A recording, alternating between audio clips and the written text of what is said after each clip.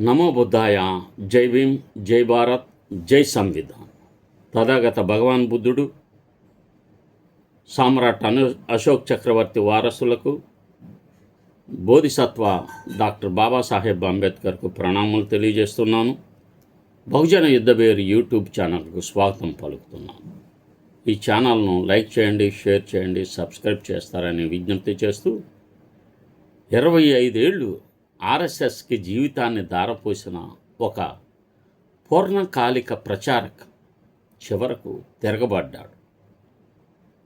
ఎవరైనా అంతే, మనసుతో, ఆలోచనతో తమ జ్ఞానాన్ని ఉపయోగించుకోగలిగితే ఎవరైనా ఆర్ఎస్ఎస్లో పనిచేయరు. ఎవరైతే తమ యొక్క జ్ఞానాన్ని ఉపయోగించకుండా బానిసత్వానికి గురవుతారో వారు ఎప్పటికీ తిరగబడలేరు. ఐడియాలజికల్ వార్ ఈ భారతదేశంలో ఒక భావజాలాల్లో యుద్ధం జరుగుతుంది. ఒకటి పూలే అంబేద్కరైట్ ఐడియాలజీ, రెండవది ఆర్ఎస్ఎస్ ఐడియాలజీ. ఈ పూలే అంబేద్కర్ భావజాలాన్ని మనం వ్యాప్తి చేయాలి, అది ఏమిటో తెలుసుకోవాలి. అది తెలుసుకున్నప్పుడు ఆర్ఎస్ఎస్ భావజాలం ఏంటో అర్థమవుతుంది.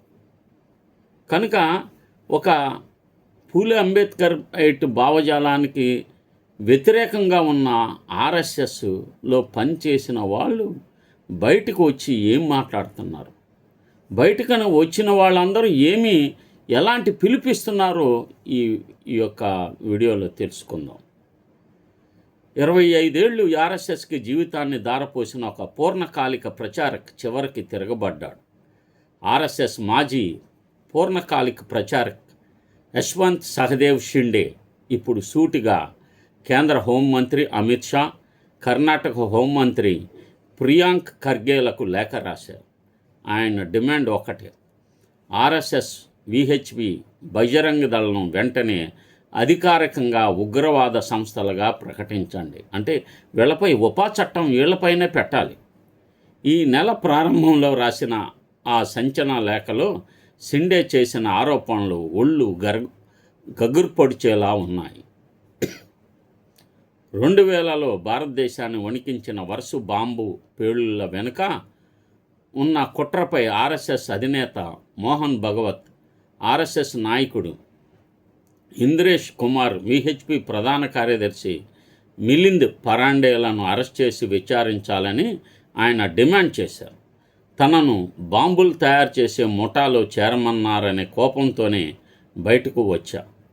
1990 నుండి 25 ఏళ్ల పాటు ఆర్ఎస్ఎస్ పూర్ణకాలిక కార్యకర్తగా పనిచేసిన షిండే తనను బాంబుల తయారీ మరియు శిక్షణా బృందంతో చేరమని ఒత్తిడి చేయడంతో విసిగిపోయి సంస్థను వీడానని వారు చెప్పారు.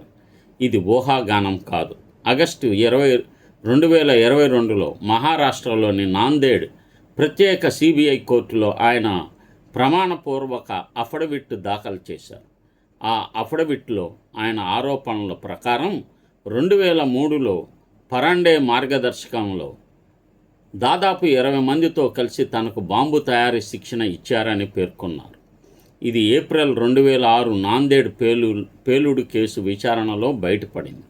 ఒక ఆరోపిత ఆర్ఎస్ఎస్ కార్యకర్త ఇంట్లో జరిగిన ఆ పేలుడులో అతని కొడుకు, మరొక విహెచ్పి కార్యకర్త చనిపోయారు. ఔరంగాబాదులోని ఒక మసీదును లక్ష్యంగా చేసుకొని ఈ బాంబుల అమరిక జరిగిందని సిబిఐ స్వయంగా అభివర్ణించిందని షిండే గుర్తు చేశారు.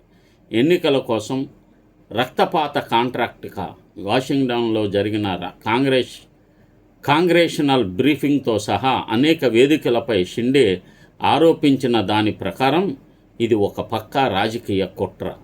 2004 సార్వత్రిక ఎన్నికల్లో లబ్ధి కోసం బాంబు పేలుళ్లు జరిపేందుకు పరాండే బీజేపీ నుండి కాంట్రాక్ట్ తీసుకున్నారని ఆయన ఆరోపించారు.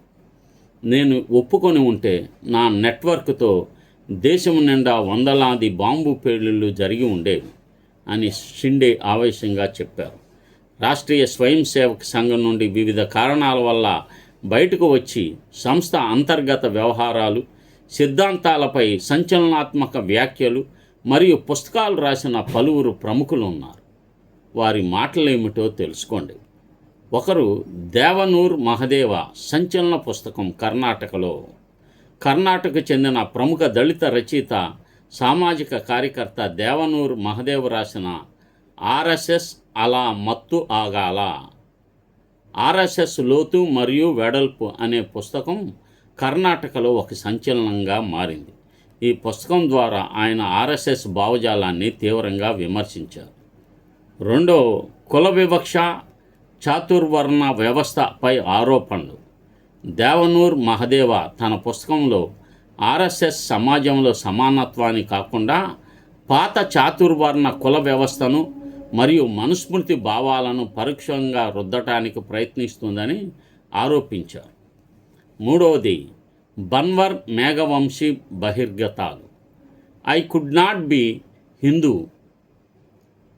రాజస్థాన్కి చెందిన బన్వర్ మేఘవంశీ అనే మాజీ ఆర్ఎస్ఎస్ కార్యకర్త దళిత సామాజిక వర్గ సంస్థ నుండి బయటకు వచ్చి నేను హిందువుగా మారలేకపోయాను అనే ఆత్మకథను రాశారు. నాలుగవది, సంస్థలో అంతర్గత కుల వివక్షత. బన్వర్ మేఘవంశీ తన పుస్తకంలో ఆర్ఎస్ఎస్పై సంచలన నిజాలు బయటపెట్టారు. దళితులను కేవలం ఒక సైనికులుగా, ఫుట్ సోల్జర్స్ మాత్రమే వాడుకుంటారని, సంస్థలోని ఉన్నత స్థానాల్లో బ్రాహ్మణీయ ఆధిపత్యం ఎక్కువగా ఉంటుందని ఆయన ఆరోపించారు. తన ఇంట్లో వండిన ఆహారాన్ని ఉన్నత కులాల ఆర్ఎస్ఎస్ ప్రతినిధులు తినకుండా పారేశారని ఆయన పేర్కొన్నారు. ఐదవది, కర్ణాటకలో పాఠ్యపుస్తకాల వివాదం. కర్ణాటకలో ఆర్ఎస్ఎస్ భావజాల వ్యాప్తి మరియు పాఠ్యపుస్తకాలలో మార్పులపై పెద్ద ఎత్తున చర్చ జరిగింది. దేవనూర్ మహదేవ్ వంటి ప్రగతిశీల రచయితలు తమ పాఠ్యాంశాలను ప్రభుత్వ పుస్తకాల నుండి తొలగించాలని నిరసన తెలిపారు. 6, బాబ్రీ మసీద్ కూల్చివేత, భ్రమల తొలగింపు. సంస్థ నుండి బయటకు వచ్చిన చాలామంది కార్యకర్తలు తాము 1990 నాటి రామజన్మభూమి ఉద్యమం, బాబ్రీ మసీదు కూల్చివేత సమయంలో తీవ్రమైన భావోద్వేగాలతో పనిచేశామని, ఆ తర్వాత సంస్థ అసలు రాజకీయ ఉద్దేశాలు అర్థమై విరక్తితో బయటకు వచ్చామని ప్రకటించారు. 7, సుధీర్ సవంత్ ప్రకటన. మాజీ సైనిక అధికారి మరియు మాజీ ఎంపీ అయిన సుధీర్ సవంత్ కూడా గతంలో ఆర్ఎస్ఎస్తో అనుబంధం కలిగి ఉండి ఆ తర్వాత బయటకు వచ్చి ఆర్ఎస్ఎస్ సిద్ధాంతాలు భారత రాజ్యాంగానికి, ప్రజాస్వామ్యానికి ముప్పుగా మారుతున్నాయని బహిరంగ ప్రకటనలు చేశారు. 8, యశ్వంత్ షిండే అఫిడవిట్ సంచలనం. మాజీ ఆర్ఎస్ఎస్ ప్రచారకైన యశ్వంత్ షిండే కోర్టులో ఒక అఫిడవిట్ దాఖలు చేస్తూ దేశంలో కొన్ని చోట్ల జరిగిన బాంబు పేలుళ్ల వెనుక మరియు హింసాత్మక శిక్షణల వెనుక కొన్ని తీవ్రవాద అనుబంధ సంస్థల హస్తం ఉందని సంచలనాత్మక ఆరోపణలు చేశారు. ఇది దేశవ్యాప్తంగా రాజకీయంగా పెద్ద దుమారం లేపింది. 9, స్వాతంత్ర ఉద్యమంపై విమర్శలు. సంస్థ వెలుపలకు వచ్చిన విమర్శకులు మరియు మాజీ సభ్యులు, ముఖ్యంగా ఆర్ఎస్ఎస్ వ్యవస్థాపకుడు కేబీ హెగ్డేవార్, ఎంఎస్ గోల్వాల్కర్ కాలంలో భారత స్వాతంత్ర ఉద్యమానికి సంస్థ దూరంగా ఉందని, బ్రిటిష్ వారికి వ్యతిరేకంగా పోరాటంలో పాల్గొనకుండా క్యాడర్ను నియంత్రించిందని పాత పత్రాలను ఉటంకిస్తూ ఆరోపించారు. నేను ఈరోజు సోషల్ మీడియాలో చూస్తే తమిళనాడు నటుడు ఆయన విజయ్ సేతుపతి ఒక స్టేట్మెంట్ చూశాను. ఆయన స్టేట్మెంట్లో ఏం కనపడిందంటే చాలా విలక్షణమైనది అది. ఆ స్టేట్మెంటు గాడ్సే నాథురామ్ గాడ్సే మహాత్మా గాంధీని ఎందుకు చంపాల్సి వచ్చింది? ఈ దేశానికి అన్యాయం చేసింది 2000 సంవత్సరాల క్రితం వచ్చిన బ్రిటిషర్స్ కదా. ఆర్ఎస్ఎస్ వాళ్ళు బ్రిటిష్ వాళ్ళని కదా చంపాల్సింది. ఈ దేశాన్ని కొల్లగొట్టి సంపదను లూటీ చేసి మహిళలపై అత్యాచారాలకు పాల్పడి ఈ దేశ సంపదను లూటీ చేసిన విదేశీయులైన ఆ, బ్రిటిషర్స్ని చంపకుండా గాంధీని చంపాల్సిన అవసరం గాడ్సేకి ఎందుకు వచ్చిందని ప్రశ్నించాడు. మరి ఆ ప్రశ్న చాలా బ్రహ్మాండంగా ఉంది. అది ఆ ప్రశ్న ఆలోచన పూరితంగా ఉంది. ఆలోచిస్తే వాస్తవమే కదా, మనకు అన్యాయం చేసింది మన దేశాన్ని కా బ్రిటిష్ వారి హస్తాల్లో బంధించి దేశాన్ని కొల్లగొట్టింది బ్రిటిషర్స్ అయితే, ఆర్ఎస్ఎస్ వాళ్ళు బ్రిటిషర్స్ని చంపకుండా గాంధీని ఎందుకు చంపాల్సి వచ్చిందని ప్రశ్న చాలా ఆలోచనపూరితమైనది. కనుక 10వ పాయింట్ ఇందులో ప్రత్యామ్నాయ ప్రచురణ ఉద్యమం.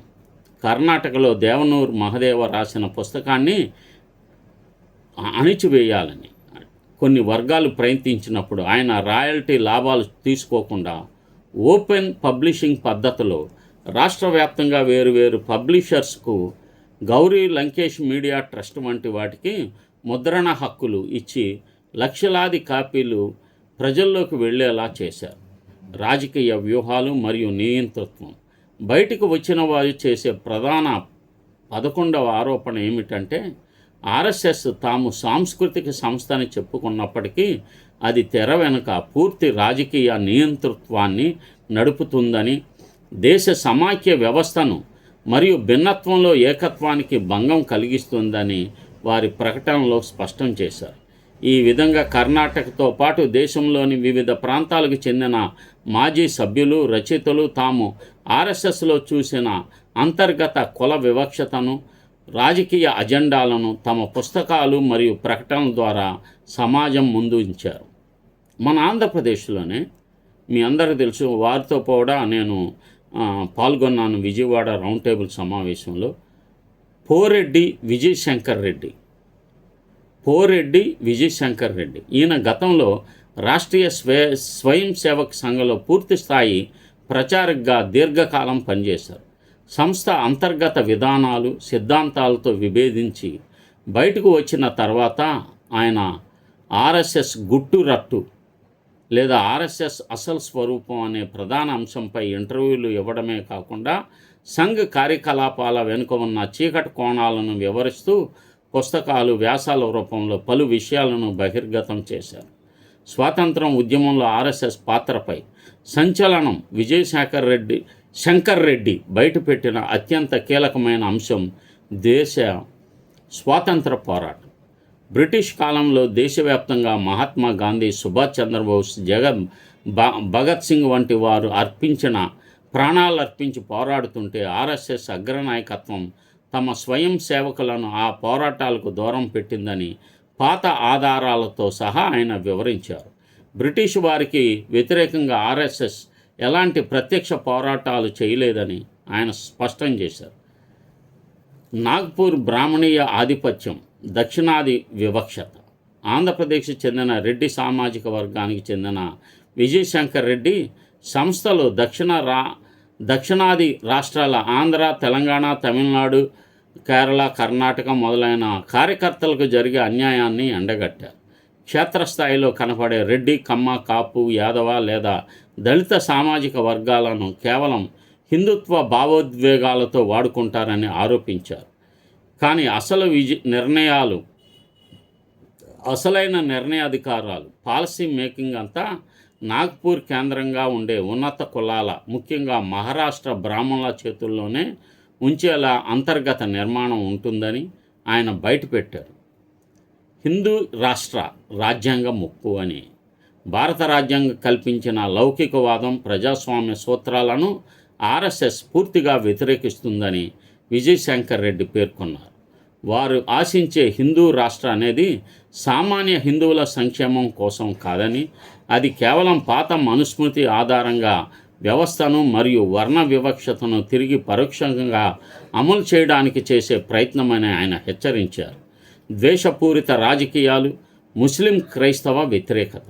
సంస్థ లోపల నిరంతరం ముస్లింలు, క్రైస్తవులకు వ్యతిరేకంగా ఒక రకమైన భయంతో కూడిన శత్రుత్వ భావనను నూరిపోస్తారని ఆయన వెల్లడించారు.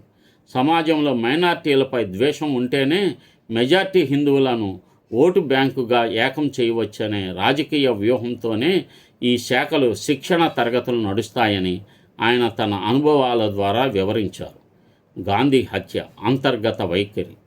నాథురామ్ గాడ్సే గాంధీజీని హత్య చేసిన ఉదంతంపై ఆర్ఎస్ఎస్ బయటికి చెప్పే మాటలకు అంతర్గతంగా ఉండే వైఖరికి చాలా తేడా ఉందని విజయశంకర్ రెడ్డి ఆరోపించారు. గాంధీ భావజాలాన్ని నిర్వీర్యం చేయడం, చరిత్రను తమకు అనుకూలంగా మార్చుకోవడం సంఘ్ యొక్క దీర్ఘకాలిక వ్యూహాల్లో భాగమని ఆయన పేర్కొన్నారు.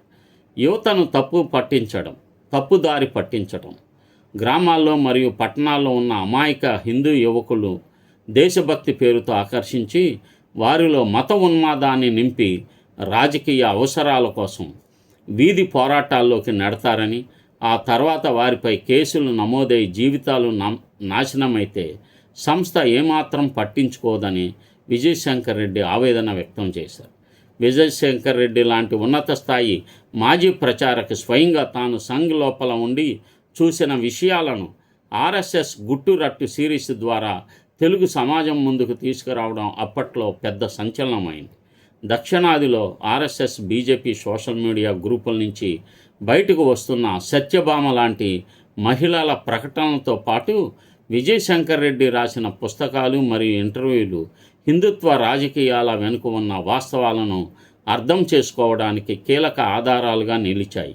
ఇవన్నీ గమనించినట్లయితే శూద్రుల చేతనే విమర్శలు చేయించడం, ట్రోలింగ్ గురి చేయడం, భయానక వాతావరణాన్ని సృష్టించేటట్లు బ్రాహ్మణుల చేతికి మట్టి అంటకుండా శూద్రుల చేతనే అణిచివేయడం ఆర్ఎస్ఎస్ కుట్రలో భాగంగా తెలుస్తున్నది.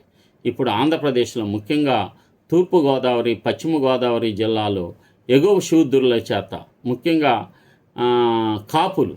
కాపులు కొంతమంది శెట్టి బలిజలు వీళ్ళు సుమారుగా 30,000 మంది ఆర్ఎస్ఎస్లో పనిచేస్తున్నారు.